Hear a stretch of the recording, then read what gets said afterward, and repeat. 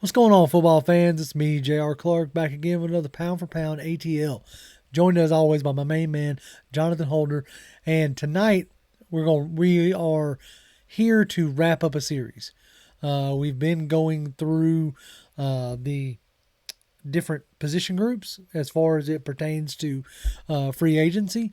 And tonight we are obviously at the last position group, which is the the back the last line of defense, the secondary. The I had like Yes. a fancier term like the front seven, but it's like the back five. Yeah.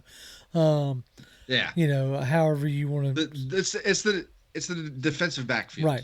And look, this also next statement should come to no surprise that because I didn't have like a little clever name for it or whatever, part of that reason is because like it's one of the weaker groups for me as far as like me being able to identify, oh, this guy's definitely going to fit what we do. I'm much more confident on the defensive line side, much more confident in like linebacker uh, play, so to speak. I can at least identify, oh, hey, this is a sideline to sideline coverage guy, or this is a downhill thumper. But when we get into like defensive backs, it gets a little dicey for me Yep. because, I mean, I don't know the coverage calls. I'm trying to learn more of the coverage calls, but there are so many of them out there that it's mind boggling.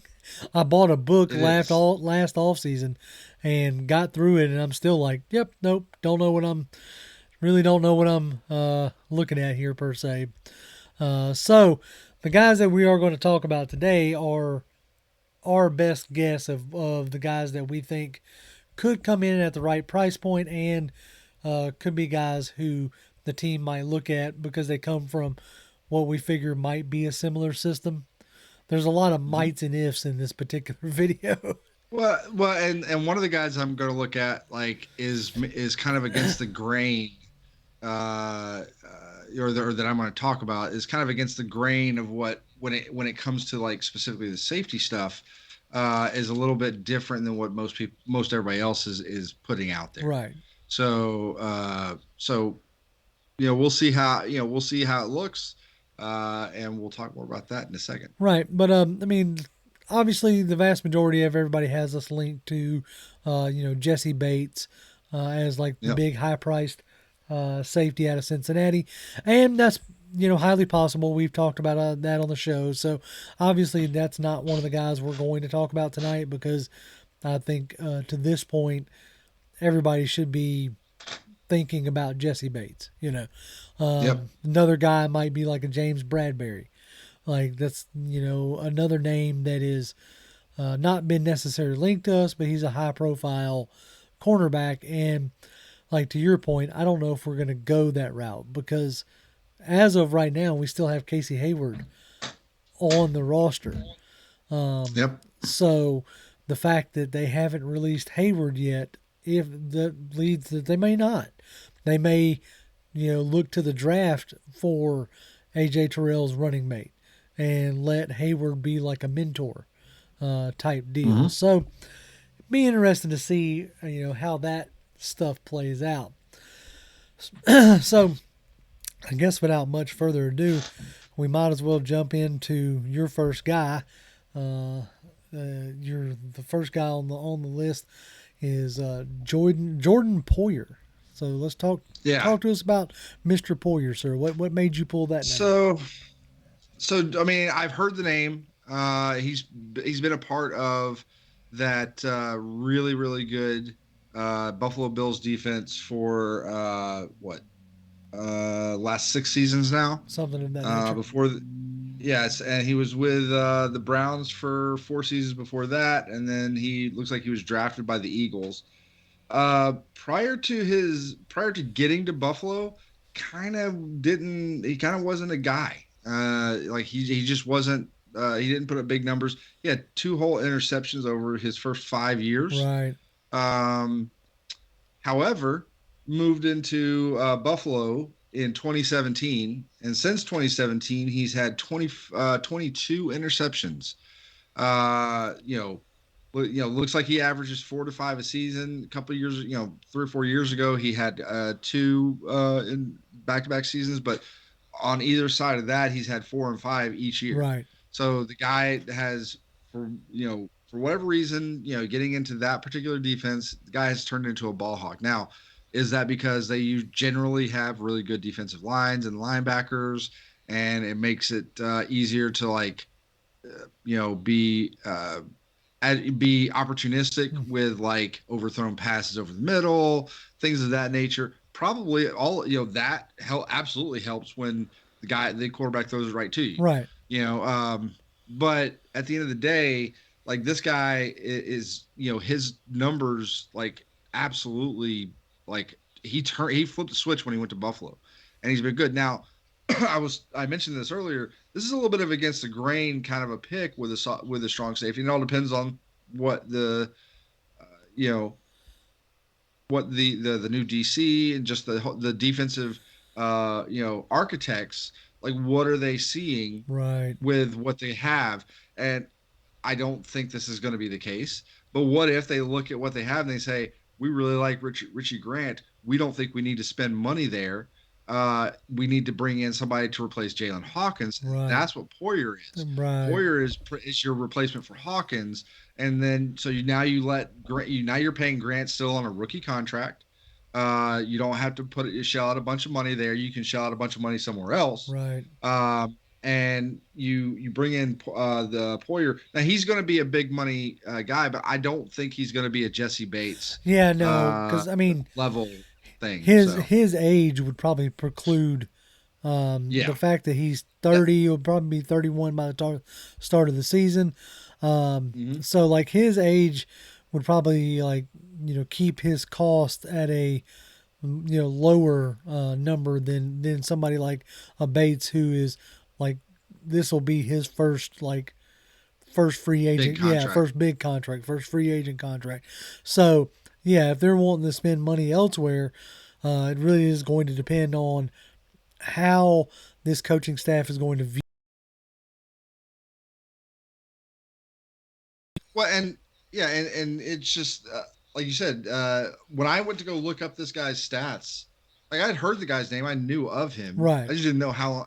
I saw. I was like, wait a minute, this guy's been in the league since 2013. Yeah. Like this is gonna be his 10th season, or I guess that was his. Yeah. Last year was his 10th season, and now he's going into his 11th season as a vet now. And I'm like, man, I did not realize he was that old. Right. So that can work both for you, against you. It's always good to have, whether if we keep Casey Hayward, he's probably the veteran presence that you need. So then maybe a Poyer is not necessary.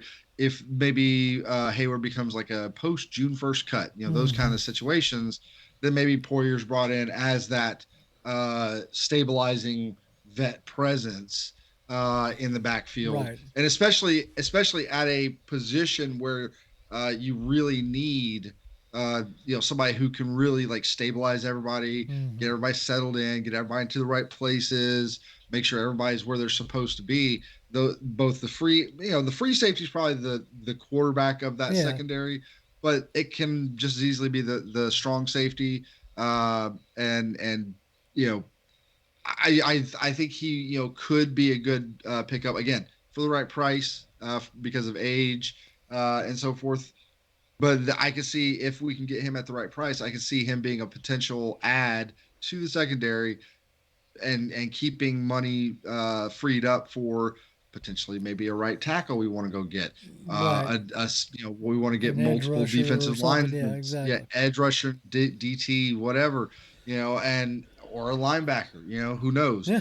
Uh, but at the end of the day, that could be a situation where we look at him to bring him in at a reduced price to be able to fill needs in other Right. places. Uh, Well, and so as far as that goes, like, you kind of go from one spectrum to the other. You go from an older vet to a guy who is coming in onto his rookie deal, or coming off of his rookie deal, I believe. I could be wrong on that, but we got Byron Murphy out of yep. Arizona, uh, and There was an article that Daniel Flick of SI put out today talking about like body types of the defensive, Jerry Gray and Sean. Oh man, what was the? I was going to say Sean Tucker. That's not right. There was another coach's name he mentioned in there, and I'm drawing a blank on it. But anyway, they were talking about like 5'11", 5'10", 190, those type quarterbacks, and Byron Murphy Mhm. definitely fits that. He fits it to a T. Absolutely. I mean, he's like you said, he's 5'11", 190. Not the blazingest guy out there. Ran like a 4.55 at the combine. Um, but again, if you got good safeties, then that can mitigate that a lot. But at the end of the day, this is a guy that has been pretty good. He doesn't have a ton of interceptions over his now 4-year career. Mm, He's going into his fifth year. He's coming off a rookie deal. He's going to want to get paid, but this guy I don't think is going to command. He's not going to command Bradbury money. no, He's right. not going to command anything close to that. Like, So this is well, and we were talking about this just before we got on here, which is this is a guy I could see us bringing in out of free agency when it comes to cornerbacks. Um, you could bring him in, not cost you a ton of money, uh, solidify your secondary as a nickel guy, outside guy, whatever, and then you could go get your running mate for AJ Terrell. AJ Terrell Davis. Blast from the past on that one, Jesus. But but Terrell, I did it again. AJ Terrell, your running mate for AJ Terrell, get him in the draft, Yeah, and whether that's Gonzalez, Witherspoon, Porter, whoever that is, you draft those guys to be like your long term guy, and then Byron Murphy comes in as like your third cornerback, or maybe if the matchups are right, maybe he still he comes in and as a starter in certain right. games. It just all depends. Like you can definitely it gives you flexibility about who's starting when and who's playing what and all those things. So he's definitely more of like the mid tier guy outside of the Well, Bradburys if of the you're world. if you're planning on like if you're planning on bringing back AJ Terrell, if you're planning on signing him to a long term deal, you may not want to be Mm-hmm. dumping that much money on both sides of the field, right? So if you're thinking AJ is going to be your guy going forward, Mm-hmm. and like this is going to be my Dion, my lockdown corner, then having somebody like a Byron Murphy on the other side that has already got 4 or 5 years experience in the league, then like he could be like your Robin to AJ's Batman. So Yep. yeah, that I can definitely see that guy, Byron Murphy being a guy. Um, Now, I'd be interested to see like how he does in like man coverage, because if we go more Mm-hmm. New Orleans style coverage schemes, if that's what Nielsen wants to do, if that's what him and Jerry Gray come to the decision on, then I wonder how he is in like man coverage, because that's something that they're going to be asked to do more of than I think they've been asked Yeah. to do in the past here in Atlanta. So it'd be interesting to see like how that goes, right? Well, he played in Arizona, and I know they like to do a lot of blitzing out in Arizona. So he definitely so the this past season he had an injury. He only played 9 games. Didn't have any interceptions this past season, which again that helps from a free agency standpoint Right. for the Falcons. Is the what have you done for me lately kind of Mm-hmm. situation? The last season that he played, he was injured, didn't have any interceptions. That could bring his price tag down for us some more. The year before had 4 interceptions, 12 passes defensed. Played in 16 games, so he missed one somewhere along the way, but he played in 16 games. Um, had 49 solo tackles, 64 total. the guy, is not afraid to get in there, get his hands dirty a little bit. He definitely can perform. And like I said, he's played with Arizona. They're definitely going to be in man coverage Right. in a lot of situations because it's just the nature of that No defense. doubt. They like to do a lot of blitzing. So, Yeah, I mean his three career sacks and five career interceptions shows you that he's all over the field, which is yep. which is good. You can send him on corner blitzes, and he's has a propensity to take the ball away. So like yeah, Yep. he could, like you said, he could be a very good mid tier option to add to this secondary to solidify what we have going on, especially if we decide to part ways with Casey Hayward on the other side. Yep. So going and moving into like my first guy, I kind of like with you with your guy. I kind of wanted to stick more to the safety side of things. I feel like Mhm. there's a real good chance that we're going to first or second round draft a corner. That's like just the overwhelming feeling that I have right at a Yep. month out from the draft. Um, and so I feel like we might be getting AJ's running mate that way. So like you, I'm also trying to basically keep Richie closer to the line of scrimmage. So the first guy that I went with was Nazir Adderley out of the Chargers. San Diego, no, not San Diego, Los Angeles Chargers. Um, Now, his stats doesn't necessarily blow you away. Okay, Yeah. 12 pass defenses, three interceptions, and a half sack. But he's a true free safety. Okay, he roams the backfield. Um, I think a lot of the attention out there in did about it again. The L.A. Chargers went to like Derwin James, like he's their Swiss Army knife safety, do it all.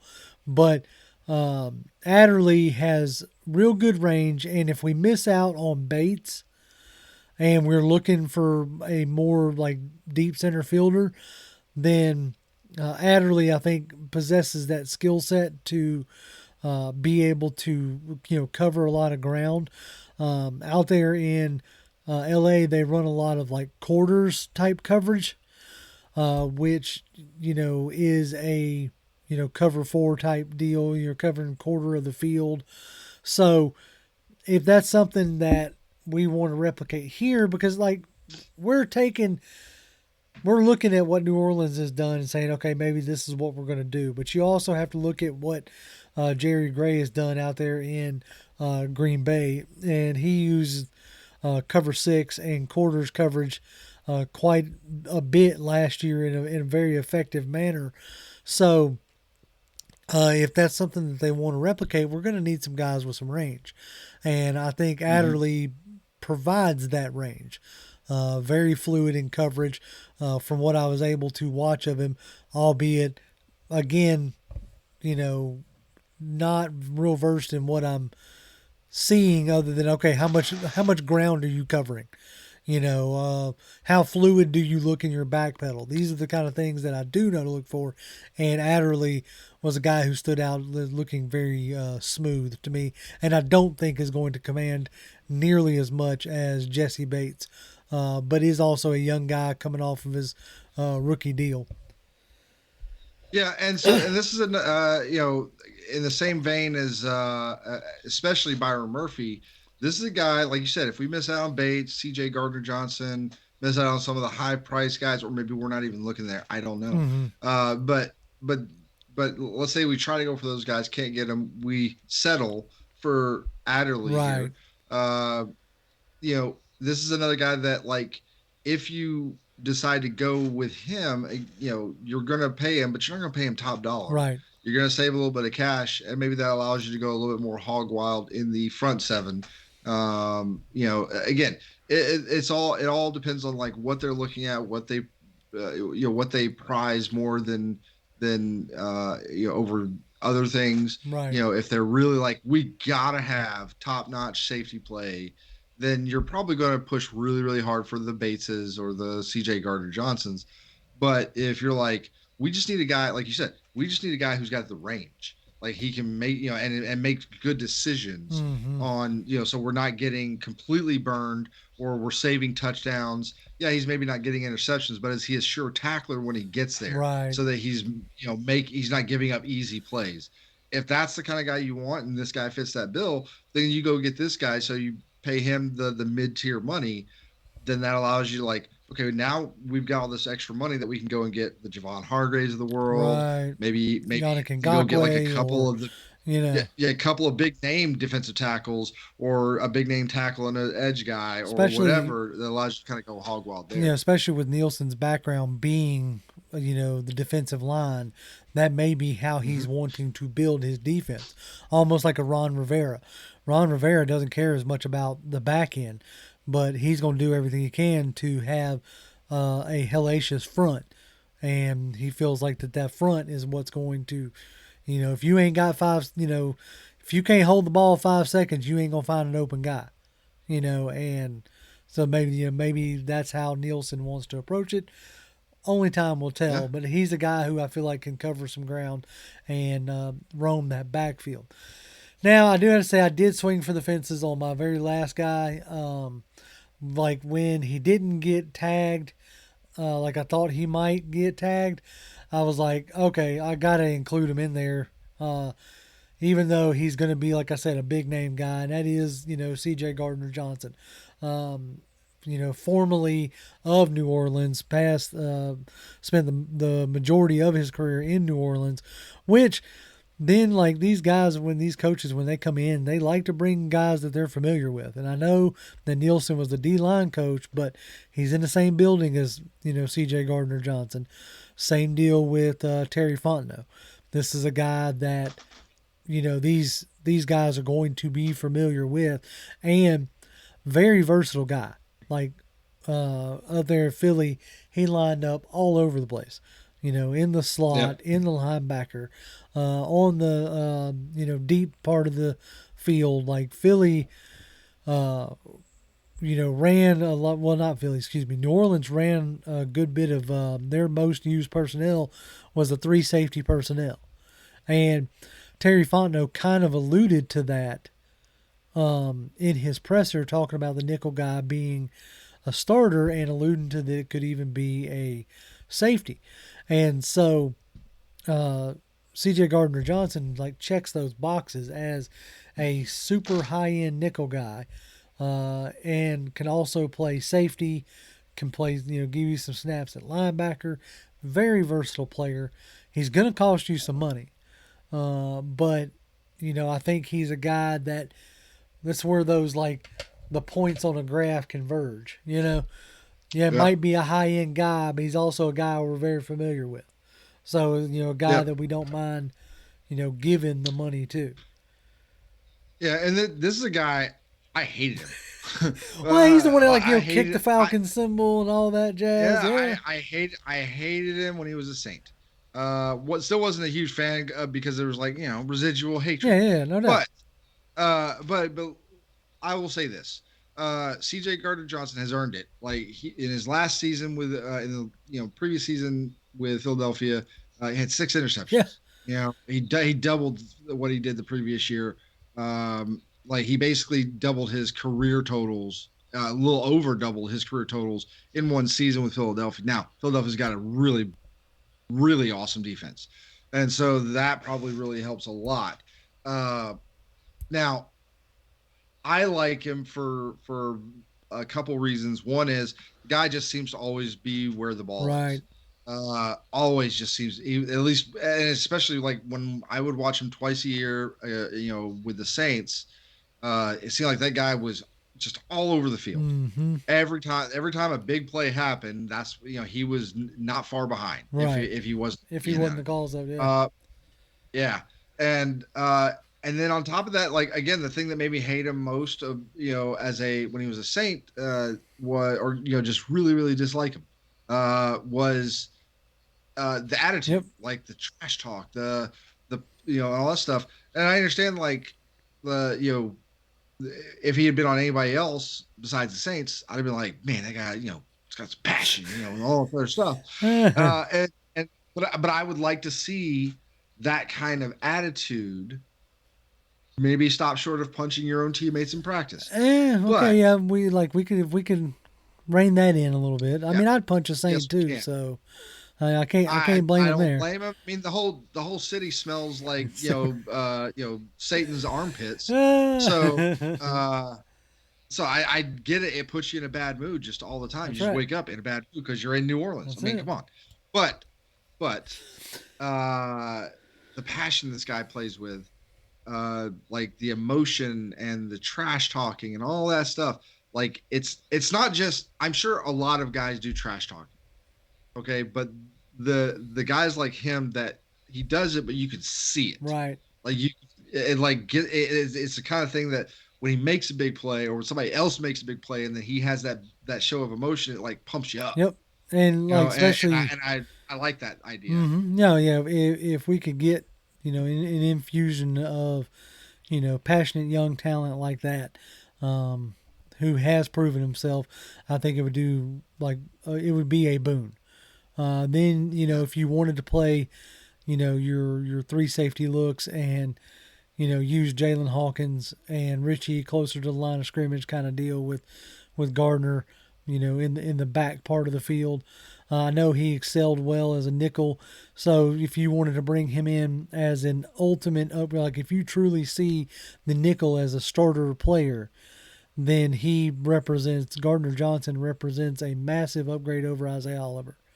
And I like Oliver, but you know Gardner-Johnson is a much better player. And so, Mhm. if you can upgrade that position that you view as a starter, then do it, and we can figure out, either draft a safety or pair him with um, uh, Nazir Adderley, a little bit more of like just a rangy free safety with him and Gardner-Johnson and Richie patrolling, the flats and the hook area. That would be what I'm looking for. But then Oh like yeah. some honorable mentions is like Adrian Amos, form spent last year at Green Bay with Jerry Gray. Past couple years, he's I would say not low tier, but definitely not. He's a little bit below mid tier. Wouldn't cost you much of nothing if you're just wanting to bring in a guy to help teach the scheme, so to speak. He's a guy that can Yeah. go that route. And then outside of him, um, that's really about it as far as I can think of. You got any like honorable mentions? I mean, instead of Jordan Poyer, maybe you go with Von Bell. Okay, yeah, That's Von a Bell. guy Yep. that's a guy that has the connection, just like CJ Gardner Yep. Johnson. Um, you could look at if we're talking cornerbacks, like a Sean Murphy Bunting. That would be Yeah. another kind of The probably like more of a mid tier I'm about guy. to say a guy who's probably going to get paid more than we think, but who is going to deserve is that Jamil Deal or Jamal Deal. Jamel Dean, Dean, that's it. Jamal Dean, Jamel Dean. Out of Tampa Bay. Oh He's a yeah, guy no, who that dude's gonna like he's gonna be in the Bradbury, Marcus, maybe not Marcus Peters tell them anymore. that's not all that funny. Uh, I hear somebody laughing over there. Oh, I think it was on my end. Somehow a video started playing. I was like, "What is that laughing? Tell them it's not that funny." And there's a video just started playing on. Trying to throw me under the I was bus over trying here, to. like I got something going I on my didn't see back. the video. I was like, "There's somebody behind Jonathan laughing." I know there's nobody in here with me, but Yep. But yeah, somebody Duron Harmon. right. Like I We can don't. see that guy being a guy that we We, potentially look we don't at. want Deron Harmon. We already had him. I'm just I saying. ain't trying to bring Deron Harmon Uh, back. I'm He just was a saying. peas guy. But no, I think but that's gonna put a nice bow on our free agent like preview series. Um Oh, you know who we could bring who in? Eli Apple. I'm good. I'm good. I don't need any more burnt toast on this team. I'm good. Yeah, no. Okay, so just real quick before we get out of Yeah. here, I'm gonna say, yeah, we looked at some of these guys. we've brought up some of these guys. Personally, I think the only guy, if we go anywhere in free agency in the secondary, probably going to be Bates, Gardner-Johnson. Probably going to be free. Somebody we're looking for somebody to be free safety. Yeah, that's what I'm So I thinking. could actually see like I could think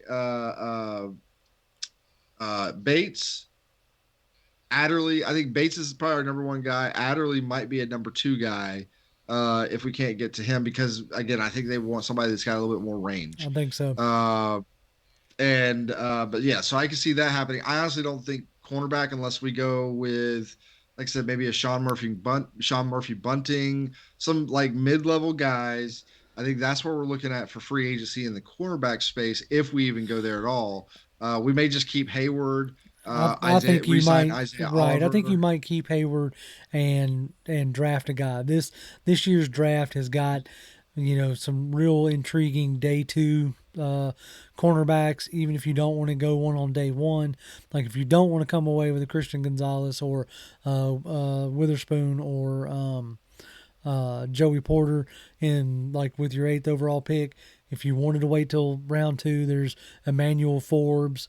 There's some interesting Darius Rush out of South Carolina is an interesting name.